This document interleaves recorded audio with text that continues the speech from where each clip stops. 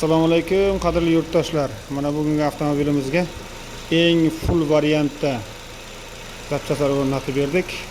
Farsinkamiz real farsinka. Redaktorimiz X original redaktor. Blok upravleniyamiz Yevropa gaz brendiga tegishli bo'lgan Baski 24 ga tur. Bu mashinamizga motor parashivka, pultda zavod bo'ladigan va bagajga knopka qo'yib berdik.